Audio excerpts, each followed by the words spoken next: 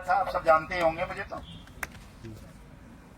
मदन लाल आजाद नाम है मेरा, गलती से ठगी पीड़ित जमा करता परिवार तब जब का आपने क्या शब्द बोला था, मुखिया बन गया हूँ, लेकिन मैं चपड़ासी बना के रख दिया हूँ आप लोगों ने। मुखिया तो ऐसे लोग बोलते हैं। सबसे पहले मैं आप सबको प्रणाम करता हूँ, नमन करता हूँ हाथ जोड़ के दोनों, और आपकी इस वीर भूमि मैनपुरी को भी और माता शीतला को भी कि वो अपने आशीर्वाद से हमें इतनी शक्ति दें कि हम 1 मई से पहले आप सबका पैसा वापस करवा सकें। साथियों, मैं अपनी बात शुरू करूंगा। अंदर जो एडीएम फाइनेंस और डीएम साहब से वार्ता हुई अभी ज्ञापन देते वक्त, तो हमने 3 बातें उनके सामने रखी थी कि साहब सबसे पहले तो जो काउंटर बंद कर दिए गए हैं बर्ड्स एक्ट के, उनको खोल दिया जाए, क्योंकि ये एलईसीसी जैसे कई ठगी प्रकरण नए हो गए हैं और इनके तमाम साथी बड़े परेशान हैं बिना आवेदन के। तो उन्होंने यस कर दिया तुरंत, ठीक है साहब हम कल से ही शुरू करवा देंगे इसको। तमाम एलईसीसी के साथी अपने निवेशकों को बता देंगे कि वो अपने आवेदन शुरू करें ताकि सरकार उनका पैसा वापस कर सके। दूसरा, एजेंट सुरक्षा पे बात की मैंने कल, ये भाई जो भी बता रहे थे दाढ़ी वाले, क्या नाम है तुम्हारा? धीरेन्द्र, शीलेंद्र। तो फिर डर रहा वाले आदमी, शीलेंद्र नाम तो भगवान को। बात डरने की नहीं है सर, जब पुलिस वाले गलत सलत बोलते मुझे मालूम है ना, कल वाली तो घटना है, मुझसे फोन पर बात हुई थी। हाँ, तो ऐसे साथियों को कि एजेंटों को सुरक्षा दी जाए, उनके खिलाफ कोई उत्पीड़न की कार्रवाई ना हो, ये मांग भी मैंने उनके सामने रखी थी। उस पर भी डायरेक्शन हो जाएगी कल। कहीं कोई मुकदमा किसी भी ऐसे एजेंट के खिलाफ नहीं होगा जिसने निवेशकों का पैसा लेकर के प्रॉपर वे में कंपनी या सोसाइटी में जमा कर दिया होगा और उसके बदले उनको रसीद, पासबुक या बॉन्ड दिए होंगे। पॉलिसी नंबर अपने पास तब लिख के रखते होगे आप लोग, खाता नंबर लिखते रहोगे और दिखा दोगे दरोगा जी को, तो नहीं करेगा मुकदमा दर्ज। दरोगा जी वैसे ही डराते हैं कुछ ऐंठने आठने के चक्कर में। तुम जब कह दोगे दरोगा जी बंद कर दो, मैं तो दुखी हो गया हूँ, मुझे मारे डाल रहे हैं लोग, घर वाले लड़ रहे हैं, जेल में जाऊंगा तो मौज से रह लूंगा, तो दरोगा के हाथ पैर कांप जाएंगे कि यार इसको मैं कहाँ भेजूं। 5,000 रुपए खर्च हो जाते हैं दरोगा के एक मुकदमा लिखने में और किसी को जेल भेजने में। तुम दोगे नहीं 2 पैसे में, तो काय को भेजेगा तुम्हें? तो दरोगा जी सोचते हैं कि कुछ न कुछ खींच लो इससे, डराते हैं, और डराएंगे नहीं तो तमाम जेल कतरे थानों में बड़े रहेंगे, दरोगा जी की तनख्वाह खा जाएंगे सारी। तो उनकी बड़ी मजबूरियां होती है, डरो मत, जो सच्चाई है वो उनको बता दो और डायरेक्शन से यहाँ से हो जाएंगी। कल ही कोई भी पुलिस वाला आपका उत्पीड़न नहीं करेगा, आपके खिलाफ मुकदमे दर्ज नहीं करेगा, ये आश्वासन डीएम साहब ने दिया है। तीसरी बात, जो पुराने आवेदन हो रखे हैं हमने उनके लिए भी उनको बोला था कि साहब उन पर फीडिंग और प्रोसीडिंग की कार्रवाई कराएं, तो उनकी जांच होगी पहले। जो कंप्लीट फॉर्म जमा हुए होंगे उनकी प्रोसीडिंग और फीडिंग की कार्रवाई कल से ही शुरू हो जाएगी मैनपुरी में। तो ये 3 ही समस्याएं, चौथी कोई समस्या नहीं है मुझे लगता है। चौथी समस्या तो पैसे की है कि पैसा मिलना चाहिए ताकि ये जो झगड़ा, गृह युद्ध हमारे देश में छिड़ गया है, ये जल्दी से जल्दी शांत हो। कहीं ऐसा न हो कि क्रांति में परिवर्तित हो जाए और पता चला प्रधानमंत्री, गृह मंत्री, मुख्यमंत्री सब इसके लपेटे में आ गए, बांग्लादेश की तरह या श्रीलंका की तरह। जनता इतनी उग्र हो गई, इतनी तंग आ गई वहां कि उन्होंने अपने राष्ट्रपति को भी उठा के फेंक दिया सागर में, कार समेत फेंक दिया था लंका के लोगों ने। बांग्लादेश वालों ने ऐसा किया कि उसकी मुर्गी, बकरी, जो कुछ भी था, कपड़े तपड़े सब छीन ले गए थे अपने प्रधानमंत्री के, शेख हसीना के, और भागना पड़ा उसको रात को बांग्लादेश छोड़ करके हिंदुस्तान। ये हमारे वाले तो और बड़े ठग हैं, और हमारे यहाँ लोग भी बड़े जबरदस्त हैं कि कहो तो ये सोते रहेंगे कई पीढ़ियों तक, और जब जागेंगे तो ऐसे जागेंगे भगवान श्री कृष्ण की तरह और अर्जुन की तरह कि दादा को भी मार दो, चाचा को भी मार दो, भैया को भी और भतीजे को, सबको मार डालो। तो दोनों तरह की चीजें हैं हमारे यहाँ। अगर क्रांति हुई तो हम भागने नहीं देंगे नरेंद्र मोदी को या अमित शाह को या किसी मुख्यमंत्री को। हम हमेशा खुलेआम बोलते हैं कि या तो इस कानून की अनुपालना करो जो संसद ने बनाया है, और इस कानून की अनुपालना नहीं करोगे, देश के लोगों का पैसा वापस नहीं करोगे, तो हम तुम्हें अपराधी घोषित करेंगे और अपराधियों को भागने नहीं देंगे। हम कहीं भी कोई झोला उठा के भागने की सोचता हो तो कोई, हम पॉलिटिकल पार्टी नहीं है, देश की जनता है, देश के मालिक हैं, और एक ऐसे कानून की इम्प्लीमेंटेशन की मांग कर रहे हैं जो कानून तुमने खुद बनाया है। हमने खुद संसद में सीना ठोक के कहा था कि मैं दूंगा, 2 से 3 गुना दूंगा, 180 दिन में दूंगा, जिला अधिकारी और तहसील के माध्यम से दूंगा, किसी भी ठगी पीड़ित का 1 रुपया भी अब डूबेगा नहीं।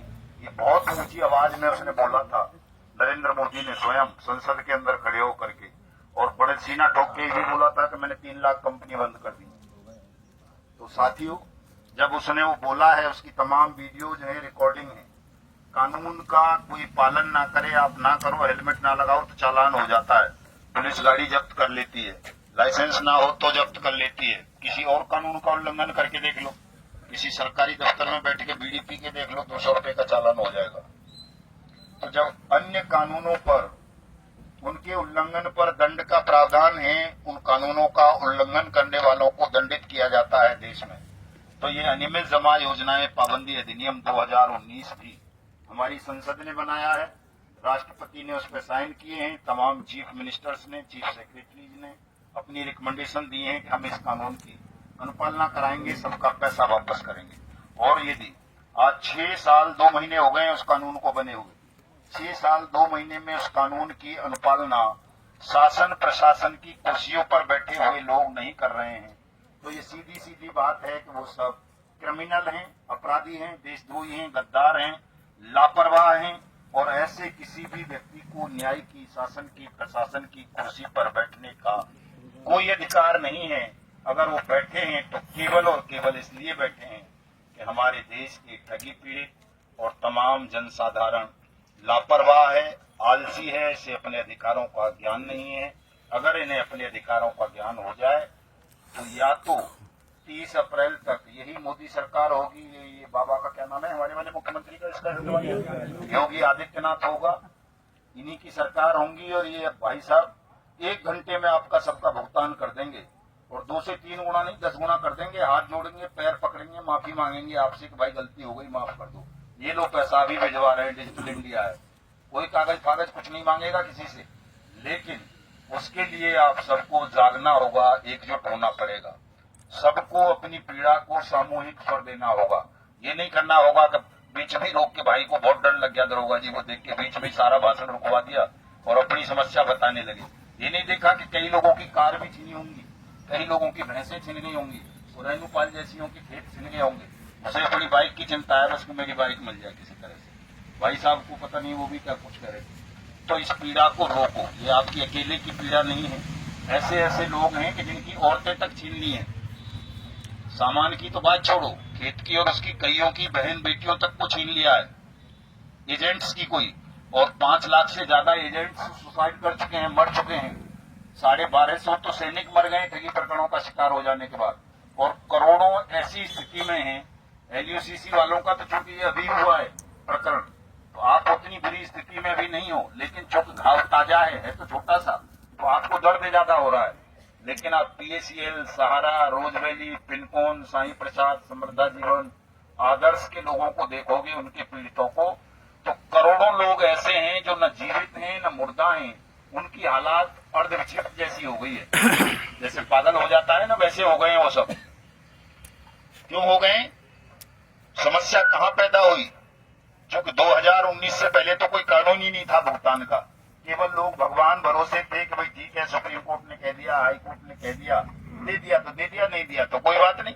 जैसे पीएसीएल के मामले में और सहारा के में हुआ है, 2012 से आज तक किसी का पैसा नहीं दिया, आदेश आ गए। तो जब कानून ही नहीं था तो पैसा देता कौन? वो तो उनकी दया पे निर्भर था कि सरकार को दया आ जाए, रहम आ जाए आप पे तो दे दे। अधिकार तो आपका था नहीं भुगतान पाना, लेकिन 21 फरवरी 2019 को ये बाकायदा आपका अधिकार बन गया, कानून बन गया कि आपके साथ अगर कहीं भी कोई भी ठगी की कोई वारदात करता है, आपका पैसा जमा करके आपको वापस नहीं करता, तो ऐसे व्यक्ति के खिलाफ या ऐसी company, society, bank, non banking firm, SSG वगैरह के या कमेटी डालने वालों के खिलाफ सरकार मुकदमा पंजीबद्ध करेगी, उनकी प्रॉपर्टीज को सीज करेगी, और जो जमा करता है, निवेशक है, उसका 2 से 3 गुना पैसा उसकी जमा राशि का सरकार वापस करेगी। ये बाकायदा आप सबको भुगतान की गारंटी का अधिकार कानून बना करके दे दिया गया, और उस कानून को जिनसे लाभ होना है, जिनको उस कानून का, वो लोग जानते ही नहीं है। निवेशक हैं या कितने लोग हैं ऐसे जो केवल जमा करता हो, एजेंट ना हो? हाथ खड़े करेंगे जरा। जो एजेंट ना हो, जिसका पैसा जमा हो केवल, ऐसा कोई है? ये सब है, हाथ उठाओ। आप सब निवेशक हैं, एजेंट तो नहीं हो? कितने लोग हैं? 20-25 तो है ही। चलो बहुत बड़ी बात है। मैनपुरी जागरूक लोगों का क्षेत्र है कि कम से कम 20-25 लोग हैं। आप कहाँ एजेंट? आप निवेशक हैं आप? हाँ, निवेशक है। आप उठाओ, एजेंट नहीं। हम पूरे देश में जब जाते हैं तो एक भी निवेशक, कहीं कहीं ऐसी जगह है एक भी निवेशक नहीं आता, केवल एजेंट आते हैं। उनको दर्द है, उनको पीड़ा है, उनको एजेंट जो है परेशान करते हैं, पुलिस परेशान करती है, समाज ने बहिष्कृत कर दिया है, लोग देखो वो जा रहा ठग। तो ये तो बहुत अच्छी बात है कि आप लोग हो, आप लोगों का ही अधिकार है। निवेशकों के लिए ये कानून बना है, एजेंटों के लिए नहीं है। अगर एजेंट निवेशक भी है तो उसके लिए है, लेकिन अगर केवल वो एजेंट है तो उसके लिए कोई कानून नहीं है। निवेशक को भुगतान की गारंटी का अधिकार दिया गया है कि आपका पैसा सरकार वापस करेगी, आवेदन देकर के करेगी, आवेदन लेकर के करेगी। जैसा कि वकील साहब ने बता दी थी वो बात, मैंने लेकिन दोबारा से बता देता हूँ। कभी एक नया कानून और आ गया है, भारतीय न्याय संहिता 2023। उसमें तो डीएम को सीधे एम्पावर्ड किया गया है कि 60 दिन के अंदर अंदर आपका पैसा वापस करे हो। लेकिन करेगा कब? जब आप एकजुट होकर के डीएम को पकड़ लोगे जाके, तब डीएम देगा। ऐसे थोड़ी दे रहा है। डीएम को क्या पड़ी है, उसे तो अभी मुसीबत और लगता है कि यार ये कहां से मुसीबत आ गई, नया कानून लेके आ गए, स्टाफ कहां से लाएं, कमरे कहां से लाएं, कागज कलम पेंसिल कहां से लाएं इनके लिए। पैसा तो बाद की बात है, वो कागज कलम पेंसिल कमरा और स्टाफ को लेके परेशान है देश भर के तमाम डीएम। यार ये क्या मुसीबत ले आया मदन लाल, पता नहीं पूरे देश में, और चीखता रहता है, चिल्लाता रहता है, सबको बताता रहता है। कई अधिकारी कहते हैं यार सबकी बात क्यों कर रहे हो, बड़ी बात कर लो, अपना बताओ तुम्हें क्या चाहिए। तो अगर आप सब एकजुट हो जाए निवेशक साथी, तो ये काम बहुत बड़ा काम नहीं है, बहुत सरल काम है। प्रेमपाल भाई बता रहे थे, बड़ा केवल ये इसलिए दिख रहा है कि हम लोग एकजुट नहीं है। सबको अपना दर्द महसूस होता है, ये नहीं देख रहे कि यार हमारे जैसे 42 करोड़ से भी ज्यादा लोग हैं जिनका यही दर्द है, और किसी किसी का तो बहुत ज्यादा दर्द है। कोई कोई तो ऐसे हैं कि जो 6 कंपनियों में ठग गया है। एलयूसी बंद हुई तो किसी और में चला गया, तो यहाँ से कवर हो जाएगा, वो बंद हुई तो और किसी में चला गया। तो 6 कंपनियों में भी निवेश करने वाले लोग हैं, और एजेंट भी हैं जिन्होंने 6 कंपनियों में काम किया है। तो समझो जो 6 गड्ढे जिसके सामने खड़े हो गए, एक भी भरा नहीं गया है, तो उसकी क्या स्थिति होगी? वो तो पागल ही हो गया होगा या मर गया होगा 100%। तो इस समस्या की गंभीरता को समझिए, तमाम लोगों को एकजुट कीजिए। जिस दिन एकजुट हो जाओगे आप, मैं तो हमेशा कह रहा हूं, 3 साल से चीख रहा हूं, लोगों को बता रहा हूं कि केवल 1 लाख लोगों की जरूरत है मुझे। जिस दिन 1 लाख लोग किसी खेत में भी बैठ गए ना आके, 1 घंटे में वही मोदी को पकड़ के ले आऊंगा, आपके चरणों में गिरा दूंगा, आपका सबका भुगतान करवा दूंगा। क्योंकि उसने खुद कानून बनाया है, मना नहीं कर सकता कि जी मैं पैसा नहीं दूंगा। अभी देखा ना डीएम साहब ने भी तुरंत मान लिया। क्यों मान लिया? क्योंकि कानून है, उसको मना तो कोई कर ही नहीं सकता। जिस भी अधिकारी के पास जाओगे, जिस भी नेता के पास जाओगे, कोई मना नहीं करेगा, और जो मना करेगा वो मर जाएगा, मिट जाएगा, वो खत्म हो जाएगा। जो भी मना कर देगा कि मैं इस कानून का पालन नहीं करूंगा। तो 1 लाख लोग हमें चाहिए इसके लिए, और वो निवेशकों से ही होंगे। उनको बताओ, उनको लेकर के आइए। 1 मई की तैयारी है हमारी पार्लियामेंट घेरने की। पिछली बार थोड़ा कम रह गए थे 25 नवंबर को, इसलिए हमने 6 महीने का लंबा समय दिया था कि भाई 6 महीने फिर तैयारी करेंगे। 6 महीने बाद दोबारा संसद पे आएंगे, संसद को घेरेंगे, प्रधानमंत्री को पकड़ेंगे, गृह मंत्री का गिरहवान पकड़ेंगे। क्यों पकड़ेंगे? अभी हाल की ही बात है, आपने सुना होगा अमित शाह का एक बयान संसद में, किसी मुस्लिम सांसद था या कोई हिंदू सांसद था, उसने ये कह दिया कि हम इसको वक्फ कानून को नहीं मानेंगे जो तुम जोर जबरदस्ती ला रहे हो मुसलमानों को डराने के लिए, उनकी जमीनें छीनने के लिए। तो अमित शाह को बहुत गुस्सा आ गया, तुरंत खड़ा हुआ अपनी सीट से बोला, अरे मानेगा कैसे नहीं, कैसे नहीं मानोगे, ये संसद का बनाया हुआ कानून है, ये कर देंगे वो कर देंगे। तो उसको गिरहवान पकड़ना पड़ेगा तुम्हें। उतनी ताकत के लिए 1 लाख लोग चाहिए, और पकड़ के पूछना पड़ेगा कि ये कानून हमने खेत में बना दिया था कि अब एक्ट 2019 6 साल 2 महीने हो गए, इसकी पालना कौन करेगा? जो लोग इस कानून को नहीं मान रहे हैं उनको दंडित कौन करेगा? ये सवाल पूछने के लिए आपके पास पर्याप्त संख्या में जनता होनी चाहिए। क्योंकि संसद तो बहुत सारे हमारे लोग गए हैं, मैं भी चला जाऊं संसद में तो वहां तो बकरी बन जाता है आदमी जाके संसद में, ब्लैकमेलर बन जाता है, व्यवस्था का अंग बन जाता है, वो लड़ नहीं पाता। वास्तव में जरूरत देश को आज संसद से बाहर लड़ने की है और उसके लिए साथियों जनमत जुटाना पड़ेगा, सामाजिक क्रांति करनी पड़ेगी। तो 1 मई को सब साथी ज्यादा से ज्यादा संख्या में जैसे भी पैदल आ सके, बसों से, अपने वाहनों से, ट्रेन से, आज से ही चलना पड़े तो आज से ही चल दो बेशक। जैसे माता जी परिक्रमा को जाते हैं ना दंडवती करके, समझो कि वो संसद भी मंदिर है लोकतंत्र का, जिसकी लाज आपको बचानी है। उसमें गिद्ध घुस गए, भेड़िए घुस गए, ठग घुस गए, बेईमान घुस गए और वहां बैठ करके वो देश के साथ छल कर रहे हैं, गद्दारी कर रहे हैं, जनता की भावनाओं के साथ खिलवाड़ कर रहे हैं। केवल कभी हिंदू मुस्लिम के नाम पे, कभी मंदिर मस्जिद के नाम पे, कभी पाकिस्तान हिंदुस्तान के नाम पे, कभी LUCC, सहारा, PACL, ये वो। LUCC वालों को झांसा दे दिया कि भाई तुम्हारा लिक्विडेटर बिठा दिया, तुम काय को लड़ रहे हो। उस सहारा वालों को बोल दिया कि तुम्हारे लिए CRC पोर्टल बना दिया, तुम क्यों लड़ रहे हो भाई बर्ड्स एक्ट के लिए। PACL वालों को कहते हैं तुम्हारे लिए जो है वो बना दिया, क्या है वो, रिफंड पोर्टल बना दिया, तुम क्यों लड़ रहे हो बर्ड्स एक्ट के लिए। अरे नालायक हो, बर्ड्स एक्ट तुमने ही बनाया है और तब बनाया जब सुप्रीम कोर्ट के आदेश विफल हो गए, हाई कोर्ट के आदेश विफल हो गए, RBI की गाइडलाइंस विफल हो गई, CB एक्ट फेल हो गया, कंपनी एक्ट फेल हो गया, multi state credit cooperative society act fail हो गया। तमाम करोड़ों लोग जब ठगी का शिकार बन गए और तमाम प्रयासों के कवायदों के बावजूद भी उनका पैसा नहीं मिला, तो फिर इंटरनेशनल लॉ बना एक, हर देश में है ये बर्ड्स एक्ट 2019 अपने अपने देश का, और इसमें सभी देशों ने, जो भी कॉमनवेल्थ राष्ट्र हैं, सबने गारंटी दी है। बाकी देशों में सब जगह पैसा मिलता है, ठगी कहीं भी कोई भी कर ले, लेकिन पैसा सरकार देती है। हमारा देश एकमात्र ऐसा देश है दुनिया का जो इस कानून को खोल के पी जाना चाहती है, जिसकी सरकारें आपका पैसा वापस नहीं करना चाहती। तो अगर पैसा वापस लेना है तो प्रार्थना का समय नहीं रहा है सरकार से, अनुनय विनय नहीं करना। अब तो आपको रौद्र रूप धारण करना पड़ेगा, सरकार को कहना पड़ेगा कि भुगतान करो या सत्ता छोड़ो और ठग बेईमानो भारत छोड़ो। लेकिन ये भी ध्यान रखना, मैं हमेशा बोलता हूं कि ये तो केवल नारा रह गया है कि ठग बेईमानो भारत छोड़ो, छोड़ने नहीं देना किसी को। समीर अग्रवाल भाग गया है ना दुबई, राशिद नसीम चला गया है ना साइंस सिटी वाला दुबई, और हैं बहुत सारे ऐसे जो देश को लूट के विदेशों में भाग गए। तो न नरेंद्र मोदी को भागने देना है 1 मई के बाद। अगर भुगतान नहीं करता तो कर दे तो ठीक है, तो बड़ा चलाता रहे, जो चलाना है, हमें कोई मतलब नहीं।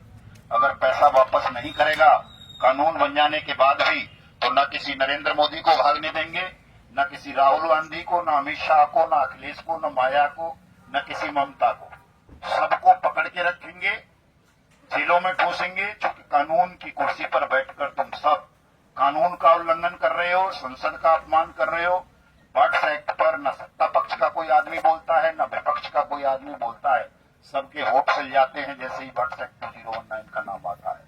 तो ऐसे तमाम लोगों को गिरफ्तार करेंगे, दंडित करेंगे, जनता की सरकार बनाएंगे, और जो ठग देश का पैसा लूट कर विदेशों में भाग गए उन सबको भी बलपूर्वक घसीटते हुए हिंदुस्तान लाएंगे, और उन सब की अंतिम श्वासें हिंदुस्तान की जेल की सीखों के पीछे गुजरवाएंगे, सबको दंडित करेंगे, आप सबका भुगतान कराएंगे, हिंदुस्तान को ठगमुक्त बेईमान रहित राष्ट्र राज्य के रूप में स्थापित करते हुए प्रत्येक एजेंट को, देश के बेरोजगारों को, सबको केवल सुरक्षा और सम्मान की नहीं, भुगतान की और रोजगार की और पुनर्वास की भी गारंटी देंगे। और हम अपने देश के गौरव को, लोकतंत्र को, संसद को, न्याय प्रणाली को बचाएंगे, क्योंकि आज न्याय प्रणाली पर भी खतरा आ गया है। वो 2 सांसद थे भी कल परसों, निशिकांत दुबे और एक शेखर वेकर, क्या नाम है उसका, यूं कह रहे कि देश में गृह युद्ध मुख्य न्यायाधीश सुप्रीम कोर्ट बढ़वा रहा है। खुलेआम बोले हैं वो मंच से, सार्वजनिक रूप से, और ये गृह युद्ध नहीं दिख रहा उनको किसी को कि यार 2 करोड़ एजेंट और 42 करोड़ निवेशक आपस में रोज लड़ के मर रहे हैं। इस गृह युद्ध को समाप्त कराएं, इस कानून का इम्प्लीमेंटेशन करें, इन सबका पैसा वापस करें। क्योंकि साथियों, हम कमजोर हैं, पर्याप्त संख्या में जुट नहीं पाते, हमें आपस में लड़ा दिया जाता है, विभाजित कर दिया जाता है। आपस के विभाजन को तमाम साथी खत्म करें, आपस में लड़े नहीं। 10-15 दिन की लड़ाई है, कोई ज्यादा नहीं है ये सब, कि बहुत लंबा संघर्ष करना पड़े, ऐसा कुछ नहीं है। तो 6-6 महीने तो लोग जेलों में काट देते हैं जी, कई साल से लोग पलायन की पीड़ा झेल रहे हैं, 10-10 साल से। कई लोग जो है प्रेमपाल भाई बैठे हुए हैं पीएसीएल के एजेंट 10-10 साल से अपने घरों में वापस नहीं गए, परिवार में वापस नहीं गए, वो कहीं छुपके रह रहे हैं या कहीं छोटा मोटा रोजी रोजगार कर रहे हैं, किसी तरह जीवन चला रहे हैं। तो 1 मई से 21 मई अधिकतम 21 दिन मैंने रखे हैं। 21 दिन झेल नहीं पाएगी सरकार आपकी ताकत को, बड़ी मुश्किल से। अगर आप 1 लाख लोग हो गए तो 1 घंटे झेल पाएगी, 1 लाख से थोड़ी बहुत कम रह गए तो 5-6 दिन झेल लेगी बड़ी मुश्किल से। 5-6 दिन में सरकार को आपके सामने सरेंडर करना पड़ेगा, आपके पैसे देने पड़ेंगे, इस बात की गारंटी है, ये निश्चित है। तो 5-6 दिन का संघर्ष है साथियों। पत्नी बीमार हो, बच्चे बीमार हो या स्वयं बीमार हो या खेत पड़ा है या कहीं शादी में जाना है, मतलब 50 तरह के काम होते हैं कि साहब आज मेरे यहाँ तो यूं है या मेरे यहाँ तो यूं है।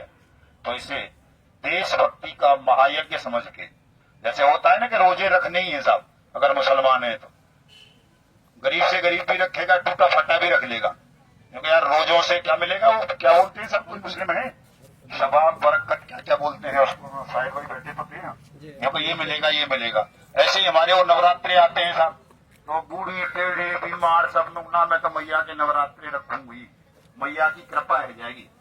तो जब हम धार्मिक कार्यों के लिए इतना त्याग कर सकते हैं, संघर्ष कर सकते हैं, तो ये काम भी किसी धार्मिक काम से कम नहीं है, बहुत बड़ा काम है। इस काम के लिए आप त्याग करोगे तो न केवल अपना और अपने परिवार का, बल्कि समूचे राष्ट्र का, देश का भी कल्याण करोगे। इस वक्त ये सबसे बड़ी पूजा है, सबसे बड़ी प्रार्थना है। तो तमाम साथी 1 मई को आइए और आपका सबका पैसा सीधे संसद से दिलाएंगे। घबराहट बिल्कुल अपने हृदय में नहीं पैदा करेंगे, डरेंगे नहीं, कहीं कोई भी आपके साथ अभद्रता नहीं कर पाएगा। सबको आपके सामने झुकना पड़ेगा, क्योंकि आप एक कानून के क्रियान्वयन की मांग करने जा रहे हो। जो काम सरकार में बैठे हुए लोगों को करना चाहिए था वो उन्होंने नहीं किया, तो फिर ये हमारा आपका सबका धर्म बनता है, फर्ज बनता है कि हम अपने अधिकार के लिए, अपने देश के लिए इस आवाज को उठाएं और न्याय प्राप्त करें। आप सबका बहुत बहुत आभार, बहुत बहुत धन्यवाद। जय हिंद, जय भारत।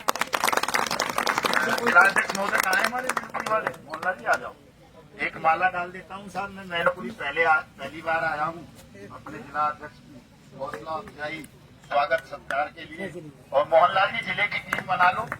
ये जो नए साथी हैं हमारे एबीसी वाले, इनको भी जिले में सबको कार्यकारिणी में स्थान दीजिए, बड़ी सी टीम बना दीजिए जो साथी जिस योग्य हो।